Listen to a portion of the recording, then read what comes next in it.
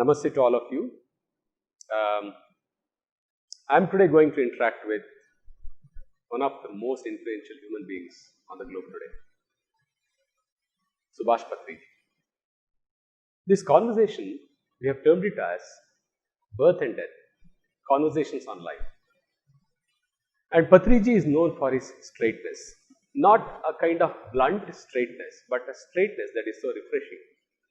I've had the privilege of interacting with him in fun, in humor, in lightness, and also in the profoundness of community meditations. This is an opportunity for all of us to understand a few things about birth and death in these conversations on life. Patri sir, thank you so much for being here, sir. Namaskar. Sir, when I was planning this conversation, I was looking at what should I converse with Patriji on. Because I think when we met last time, you spoke about how not being in complaint is Buddhahood. And before that, when we met, not wanting anything is meditation. It has had a profound impact in your simple expressions. It has had a profound impact on my life, the way I interact with my children, the way I interact in my business and all. This is an opportunity for me to interact with you and bring it to the world the kind of influence that spirituality and especially specifically meditation can have on all human beings. But I'll begin with some specific questions, sir.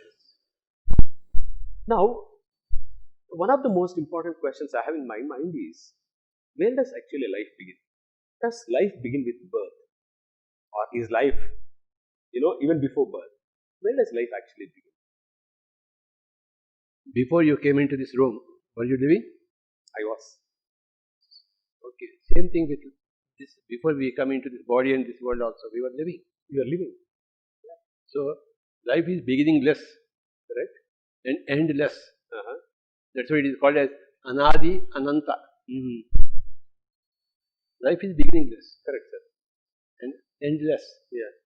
So, we understand that conceptually, sir. And when we have to understand that conceptually only, okay, then slowly to come into our experience. Okay. First of all, you think of going to America conceptually. Somewhere there is America. Mm-hmm. But then, when you were a child, America was there. But Correct. when you become an adult, you may plan to go to America. Very true. Then you may go to America and come back many times. Right. Same thing also. Right. We don't have any conception about life. Mm-hmm. We think that life begins with the birth from our mother's womb. Correct. And when we go to death, that is the end of it. That is the normal conception. But as we evolve in spirituality and meditation, you see much bigger picture, and you will understand finally that you are beginningless and endless. Yeah. I get that. Yes. So even when we don't experience it, it is important to have this conception. Yes. Even when you don't have, see, have you gone to the moon? No, not at all. But you know about the moon, isn't it? Exactly. You should have knowledge about the moon. Yes. Similarly, that knowledge is very important. I get that. Have you seen Akbar? Not at all. But do you know about Akbar? I know. I've studied. Should you know or should you not know? I should know about Akbar. And so, even when you can't see Akbar now, you can know about Akbar. Very true. Similarly, even when you don't know about life before birth and life after death, you must know about it. Beautiful, sir. So the very conception itself will open up a lot of possibilities for us in life. Yes. When we sense that life doesn't have a beginning, doesn't have an end, it is Anadi Ananta. Now, imagining that we don't have such a conceptualization, how will life be? Horrible. We experience tension. We experience stress. Yes. Every minute is a tension. When you think that birth is a birth and death is a death. That's right. But when you understand that birth is not the birth and death is not the death, there is no tension. There is only play, lila. Beautiful, sir. Beautiful. So in a way, what you are saying is that our quality of life, the way we experience life, is directly connected to the way we experience or the conceptualization about Anadi and Ananta. Your life pattern directly follows your conceptual patterns. Okay. For example, if you are a communist, there is no God for you. Very true. Your life is horrible. So you can kill anybody and get rid of anything. Correct. Because there is no God to punish you. Correct.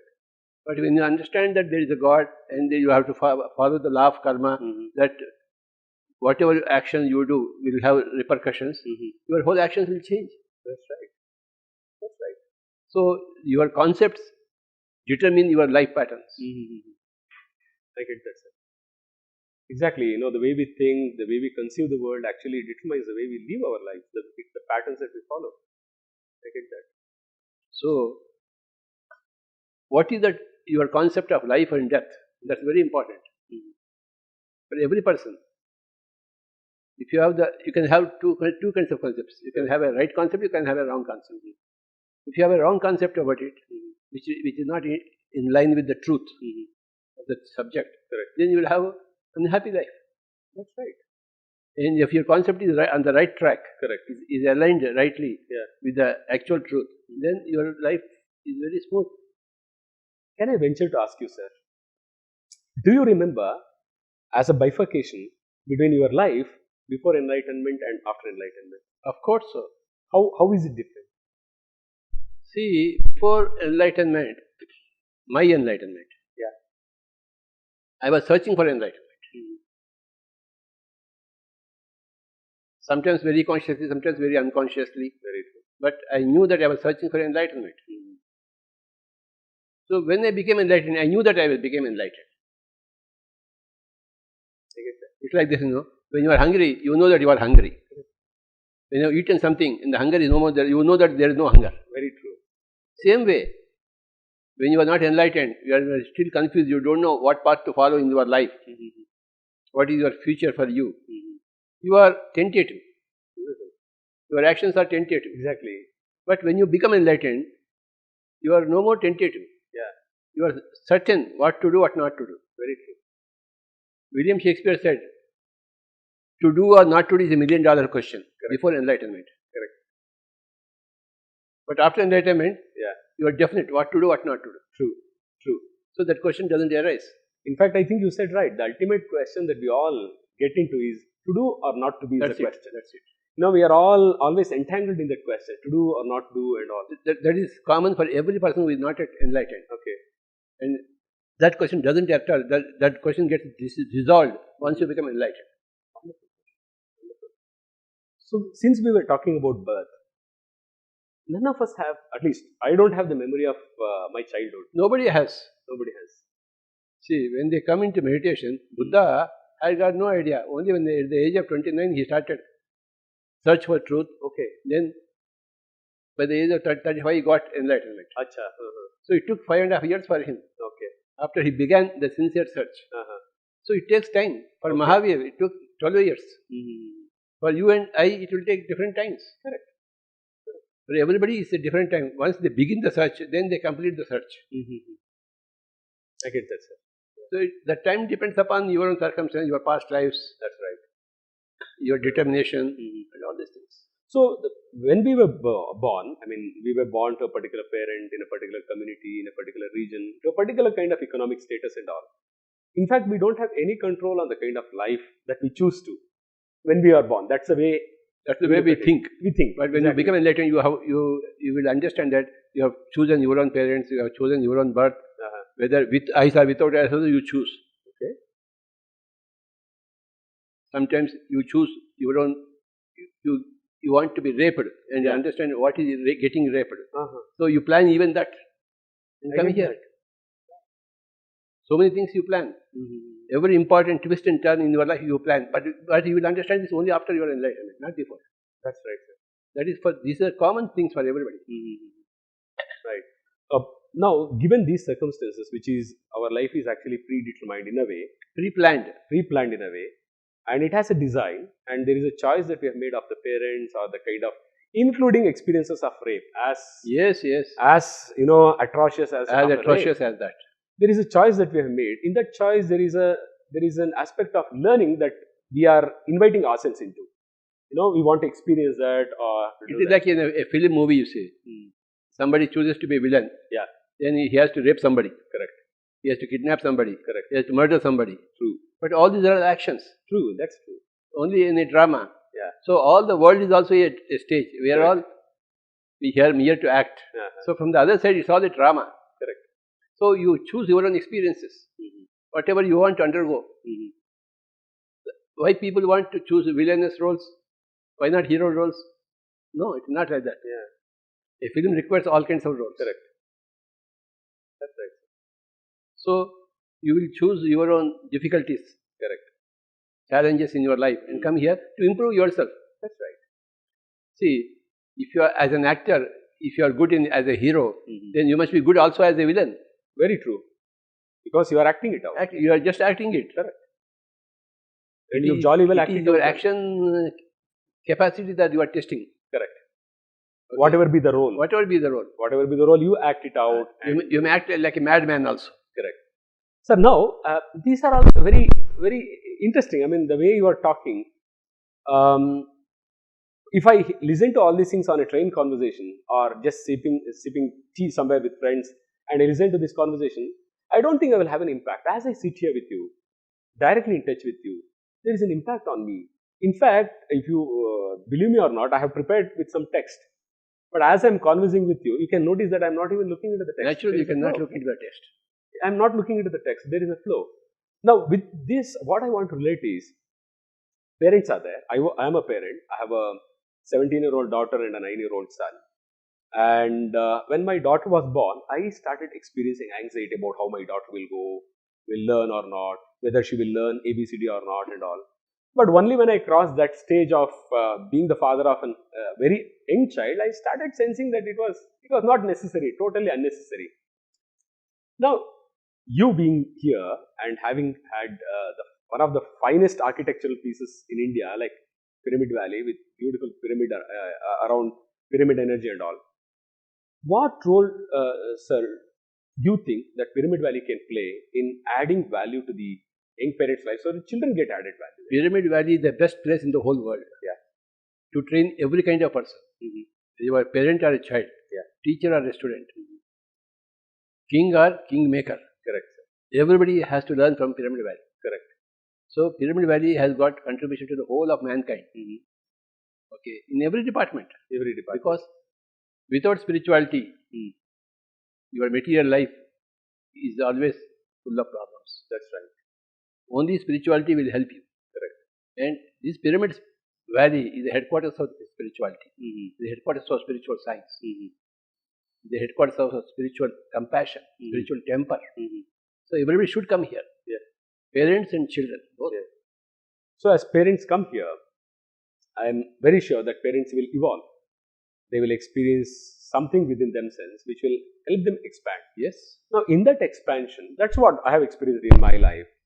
As I evolved as a meditator, I saw that the kind of problems I used to get stuck in was something I was able to resolve for myself and deal with them more powerfully than the way I used to do before meditation. That is the case with every person who comes into meditation. True. Whether he is educated or not educated. Yeah. Whether he is from rural basis or from urban background. Correct. Whether he is a male or a female. Yeah. Whether he is a grahastha or a sannyasi. Everybody will be benefited by Pyramid Valley. Very true. In absolute terms. Correct. There is a reason for me to ask this question, sir. I had been to some TV channels.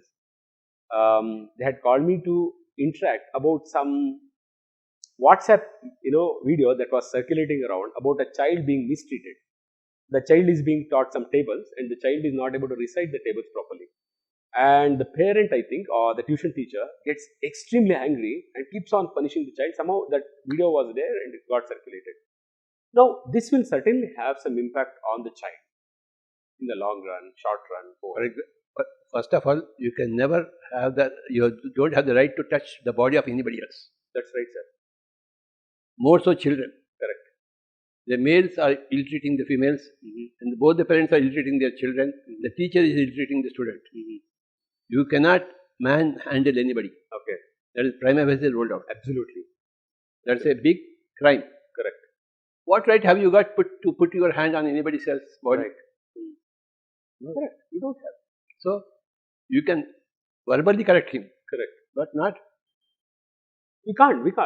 That's wrong. We should never. So whoever does it is absolutely wrong. Absolutely. But this happens. The reality of society is such that these incidents keep happening, and the media channels and all, it keeps getting projected out. Now here, there is some amount of emotional energy that actually plays out in the parent, the anxiety, the fear about the future of the child. All these things play out in such a way that the parent thinks that the parent really is doing something good for the child. No, that's why we need meditation and enlightenment to know what is good and bad. Before enlightenment, you think the good is bad and the bad is good. Correct. For example, the doctors say, for strength, eat meat. Correct. It's wrong. They are advising for so-called good reasons. Correct. But actually, it's a very bad thing Very true. to kill animals and eat. Correct. So they don't know what is good and bad Very true. because they are not yet enlightened. Very true. Because they never sought enlightenment. Everybody should seek enlightenment, and then they will get enlightenment. Then only after enlightenment you will understand what is good and what is bad. Beautiful, sir. What is good and bad for you is also good and bad for others. Correct. Correct. It's about the common good. Common good. Exactly. I am a human being, and whatever is good for me is also plays the same role for every other human being. So, this is where I want to bring your experience itself, sir. See, we are all constrained by the need to perform. It could be to perform in the exam. It could be to perform in the sales targets that as a salesman we need to do, or a CEO has to show performance of the organization or the business. To whom have we are we here to show performance? No. Yeah. We are here to perform for ourselves, to our satisfaction. We are not here to satisfy others' egos. Exactly. No. Yeah. But this anxiety exists about Because you are not enlightened. not enlightenment. Everything comes back to enlightenment. That's right. All anxiety is because of lack of enlightenment. Yeah. Very interesting, sir. So, when there is lack of enlightenment, there is certainly anxiety because you don't know. You are doing it to perform, but people experience in reality, a 10th standard child experiences that kind of anxiety or the We parent. had all gone through all those experiences because we were not enlightened at that time. Correct. In the school, after my schooling, 12th class, when I didn't get a seat in Medical or engineering. I went for suicide attempt. You were speaking about yourself? Myself. Are you sure, sir? Yes. Wow. I early morning I went in Hyderabad to Tangban to jump into the water. Early morning 4:30, only I was there. I think nobody would have heard of this experience before. No, see, so because in the school, if you are not getting a seat in MBBS, you are a stupid fellow. You are a stupid. You are a failure Exactly. because your brother is an engineer. No, you must be a doctor. Your life is not worth living. So All this. I went to commit suicide, but somehow somebody like you saved me. It's beautiful, sir, for you. The way you talk is very different. So here, directly come to the question, sir. The way I see from the world of society and all, you are an extraordinary performer. You go there, influence people, you click your fingers.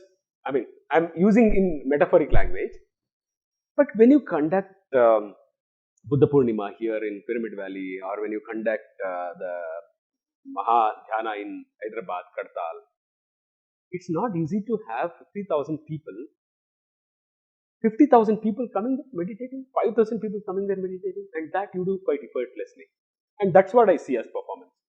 How many pyramids have come? How many people you touch every year? How many lives have transformed? So there is a performance. How was your performance? Suppose you are performing in the spiritual world in creating pyramids, meditators, and spiritual leaders all around. And also tell the viewers that Patri sir was an agricultural scientist before. He has a master's in agricultural sciences, and you also worked somewhere, sir.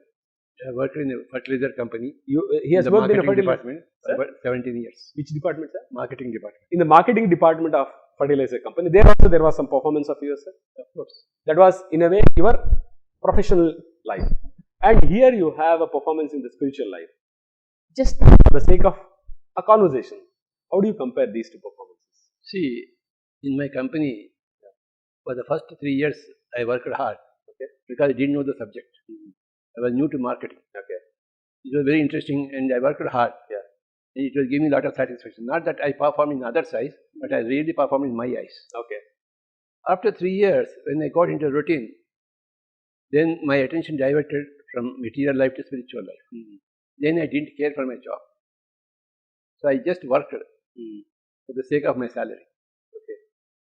I got that. Because I was not interested really in the subject or in the project or in my career there. I just swam in the company. So I was not bothered about performance at all. You were just doing it so that Actually, after 10 years in the company, I wanted to get out of the company. It took again 6 years for me to get out of the company. And in the final years, I was not at all performing. I was only taking the salary. And So- because I was waiting for them to kick me out. I could start my spiritual career very in earnest. More seriously. Yes. Okay. So ultimately, did they kick you out? Finally, Or they did kick me out. I arranged so. So, Patriji has confessed now that he was kicked out of his company. Sorry. I was not kicked out. Okay. Almost that situation was there, so I kicked myself out. But how was the situation like? I mean, as middle class human beings, we experience some kind of tension when our income goes down and all. How was that experience for you? Or See, I was waiting to get out of the job. I was desperate. I get that. I knew I was the quality of a Buddha. Yeah. So how can a Buddha still be in the palace? Buddha must be on the roads. And so I'm lingering in the palace. I must go onto the roads. I was waiting for that step. So I resigned my job ultimately in the year 1992. 1992. And then I was happy since then, roaming on the roads. Roaming on the roads. Okay. Now I'm coming. not a roadside Romeo, I'm a roadside Buddha. Not a road Romeo, but a road. Buddha. Yes. Buddha on the road. On the roads. Buddha on the road. In fact, that's I think how I would also look at you. The amount of travel that you do, all these things. I think Buddha on the road is the right description of you. Somebody who knows what his life is about. There is nothing that stops you in dealing with that, and that's amazing. Now, we were conversing on birth, sir. Somehow we are looking at this aspect of birth, and we understood that birth is something that we make a choice. The kind of parents we get, and the kind of experiences we choose is all. It's a very phenomenal knowledge to understand that birth was a choice. Exactly. That's a very great U-turn in your conceptual thinking. Yeah. That what happens in enlightenment. When you understand that your birth was a choice, your life conditions are a choice, Yeah. that everything was a choice, Correct. you are relieved. Beautiful. That's right. You are totally relieved. And you are living before you are born, and you will live after your death. These are all the earth-shaking events Correct. in anybody's life. Correct. And that's what constitutes enlightenment. And that enlightenment can come from various sources. Because you have seen some great master, you can become enlightened. Or you have seen some great nature, you can become enlightened. Or you have done meditation, you can become enlightened. Various ways are there. That's right. But somehow you will come to understand that you are birthless and deathless. Soul. But, sir. You are a birthless and deathless Exactly. soul. Yeah. Yeah. When you understand that, everything changes. Correct, sir. But this aspect that you are relating to about choice, human beings in their ordinary sense are not able to understand this aspect of choice. I think. They are not at all able to understand choice. Even in our ordinary consciousness, we can't understand choice. As you are talking about But it, if you apply your common sense, you will understand it. People don't apply even their common sense. Yeah. That's where, see, when Gautam Buddha went out of the palace and saw one person correct, who is dead, Yeah. he asked his charioteer, correct. would I also be dead? Like that, sir, everybody will be dead. Yeah. There, the matter finished. And he saw one old age. He said, will I also become old? Yes, Swami, you will also become old. The mind got shattered. That is raw common sense. Raw common sense. But Raw common sense. even we see with 1,000 deaths, we don't think that we will die. In Yaksha Prashnas, the Yaksha asked Dharmaraja, what is the most astonishing thing in this world? And Yudhishthira, Dharmaraja, replied, the most astonishing thing in this world is that people see everybody is dying, but they never think that they can die. Exactly. This is the most astonishing thing. This is the answer given by Yudhishthira. The lack of common sense. Buddha had common sense, great common sense. Therefore, with one death, he became a master. He changed the whole life pattern. So, is there a difference between knowing, for instance, we know conceptually that we go old, we may fall ill, we may ultimately lose our body. There is a knowing. How do we? There is a knowing and there is also a non-knowing. Okay. There is knowing that everybody dies. Yeah. But when your mother dies, when your father dies, when your wife dies, when your husband dies, you start crying. Correct. Don't you know that they all die? Exactly. Everybody knows. Yeah. But when the death comes, you are not able to bear that experience. We are shaken. If you are conceptually strong, you should not be shaken by that experience. Correct. You are conceptually correct but not strong. Correct. So there is a philosophical difference between, I'm a student of philosophy, sir, to some extent. When I did my literature, there was an interdisciplinary study that I did of some philosophy, like studying a little bit about Wittgenstein, Sartre, things like that. I remember those college days, university days, when we were exploring this aspect of knowing itself. There is a difference that, in the philosophical tradition, they say that there is a difference between knowing and seeing, looking and knowing. Is it that we know conceptually that something like death is there, or we also know, as parents also know that, everybody knows that. Yeah, parents know that, children should be given freedom and all, we also talk. But when it actually comes to the circumstances of life, there is some pressure. The child is not saying some rhyme there or something like that. What exactly is that? How do we grow into that kind of seeing with clarity so that we know what is? That's where meditation comes in. Okay. You may read Bhagavad Gita, you may understand Bhagavad Gita, but you should do meditation. Correct. Only when you do meditation will you understand really Bhagavad Gita. Correct. You will experience it. Correct. So meditation is practical knowledge. Theoretical knowledge, conceptual knowledge is important to understand, go into practical knowledge. But practical experience is very important to understand whatever you have heard. Very true. Very true. Everybody should give time for meditation. Correct. Everybody. Is there a strategy to it, sir? What strategy? I'll explain this question to you, sir. I really believe that meditation can transform. That's my experience. And when I consult with schools, I do something called parenting sessions with them. And they come with problems like my child doesn't do spelling properly and all. I tell them, I sometimes as a professional, I don't tell them blunt, like the way you say, meditate and all. I explain to them and all. And I asked them to meditate, and we conducted one session also in a particular school to meditate and all. Then they again came out, we meditate, every day we are meditating, but still, my child's problem is not getting solved. They are not meditating. Okay. How do we do that? Is there a strategy in way we approach the people, teach the people? See, how can Pyramid Valley help in that? But any question, the answer is meditation.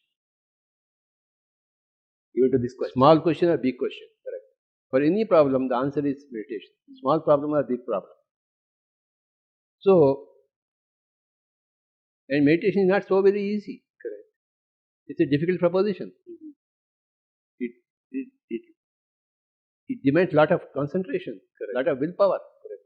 And if you don't have that concentration, that willpower, it won't happen overnight. You have to wait and wait and wait. So it's not so very easy as we teach and they become masters. No.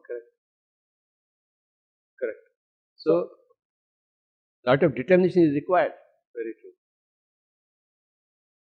So is it that we become too and we have to follow up the case until they become determined for doing meditation.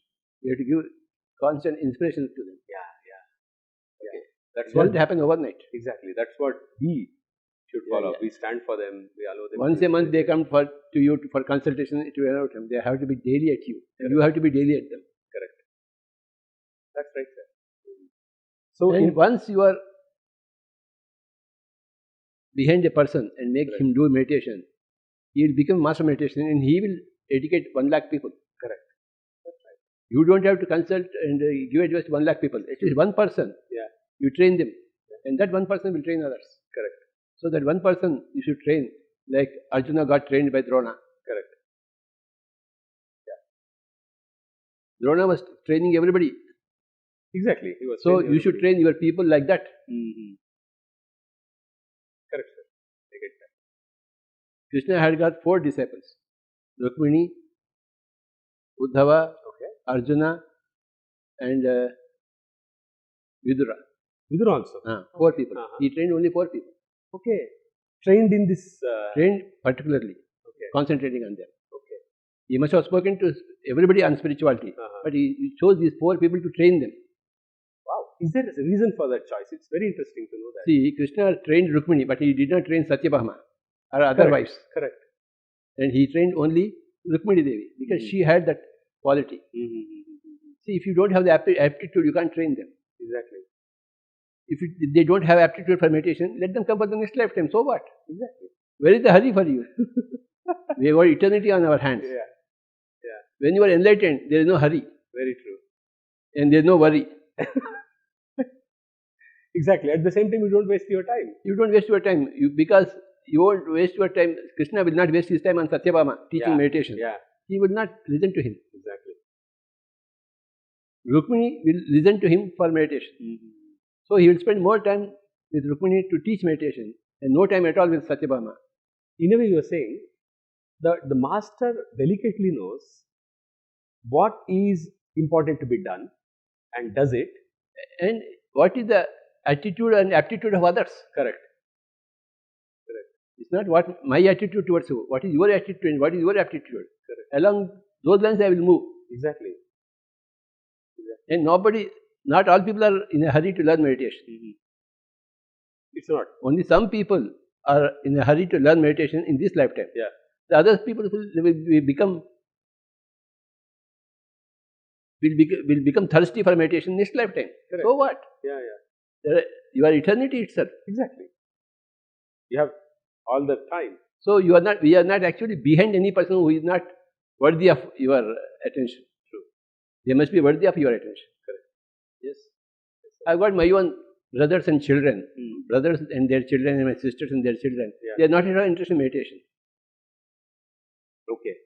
But if you are interested, I'll go to Betul and talk to you. Exactly. I heard of you doing that. But my own sister and brother, they are not interested. So I don't go to them and neither they do come to me. Exactly. I'm not bothered about them. Exactly. Because they are not bothered about meditation.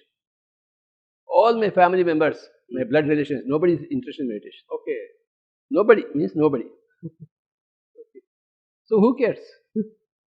They themselves don't care for truth and for happiness and for liberation and for enlightenment. So how do we care? Wow. We don't care.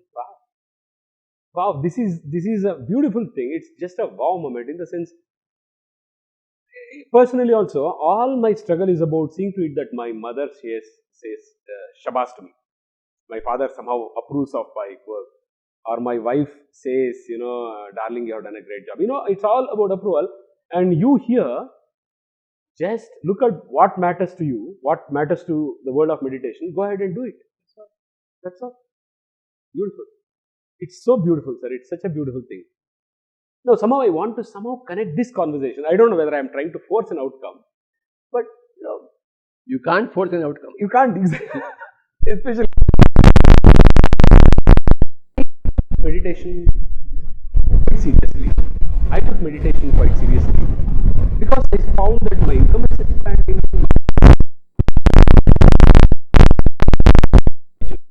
I enjoy being with my children. I think some of my friends, even in Pyramid Valley, have seen how I take my child to a trekking or how I spend time with them and all. Amazing. For me, one of the motivations I have for meditation is that I am calm so that I can participate with my children. That's one of the motivations. Having motivation for meditation. What do you say about this, sir? This is a motivation. I want to have a great life with my children. Your motivation for meditation comes from past lifetimes. Okay. If you have not done any meditation in the past lifetimes, a little motivation might come to you in this lifetime, but not much. Okay. Everything is a gradual affair. Beautiful. Nothing falls from the sky. So you and I were motivated into meditation many lifetimes back. That's why we are having a conversation on meditation here like this. Otherwise, this wouldn't happen. This would never. It would never happen. Beautiful. It's very profound to understand that your motivation is not motivation that has come now. It has a profound background to it. I think I was looking at the question of motivation. And Patriji, I think, has uncollapsed this. I thought, I am motivated to meditate because I find peace. I find it easy to deal with my children. Not that I don't get angry or not that I don't get frustrated, but there is a way in which I am dealing with powerfully. So that's what I thought motivates me. And motivation is, there are a lot of motivational talks. It's a huge industry. And my motivation for meditation comes from there. So, is it good to have that motivation, or I want you to give an understanding on that, sir. This concept of motivation. Motivation is a very good word, very good concept. Everybody should be motivated. We should make all our efforts to motivate everybody all the time.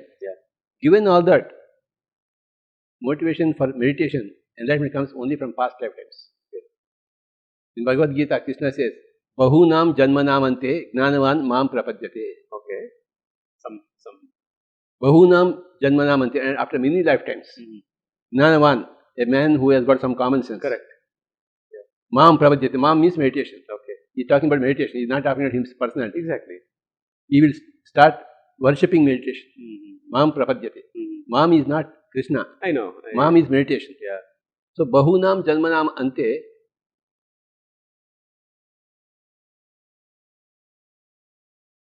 gnanavan mam prapadyate. Vasudeva sarvamiti sa mahatma sudurlabha. Such people who have got such common sense are very rare to find. Sudurlabha. Not common. Exactly. Common sense is not common. That's true. Okay. That's true. So it takes many lifetimes for you to be motivated really into meditation. Okay. Okay. So as far as your case is concerned, you have done a lot of meditation in past lifetimes. Therefore, you readily came into meditation. You are motivated by birth, I see that. by naturally. Yeah. Nobody ever motivated you into meditation. You motivated yourself. Correct. Same thing with me. Nobody motivated me. Yeah. I motivated myself. Yeah. Okay. This comes only from past lifetimes. Yeah. Correct. And my own kith and kin, they never had any past life meditation. So even though they are my brothers and sisters and my close relations, they are not motivated. Even in spite of seeing my life from close quarters, they are not motivated. Whether somebody else from some other place just listens about me or hears about me and they come here to learn meditation. Correct. Today morning, one man came from Turkey. Achha. He said, my family is very good, my economics is very good, my work is very good. I have taken 3 months holiday to do something special, and I was contacting somebody in Delhi, and they said, go to Pyramid Valley. He came in the valley just for half an hour to meet me. So how is he motivated? Exactly. He took a flight from Delhi to Bangalore just to be with me for about half an hour, and he went back. Exactly. How do you explain that motivation? So how would you explain that? Exactly. Actually, he was not even search for meditation. He was search for some good time for 3 months. So some conversation he met to our D.L. Shastri from Hyderabad, I know. Delhi.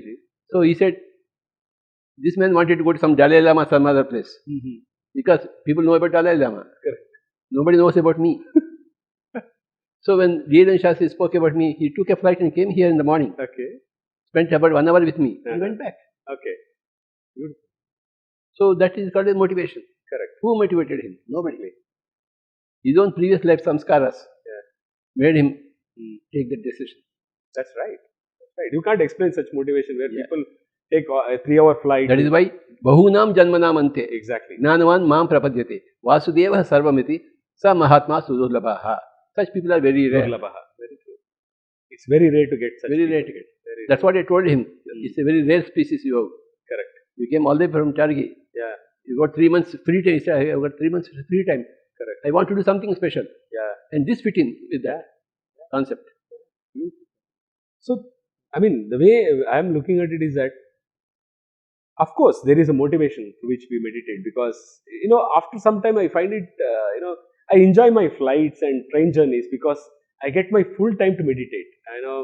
That's the kind of thing I experience. To just sit, meditate, nobody is going to disturb me in the flight as I simply sit there and meditate. There is joy. I'm waiting for that joy to happen.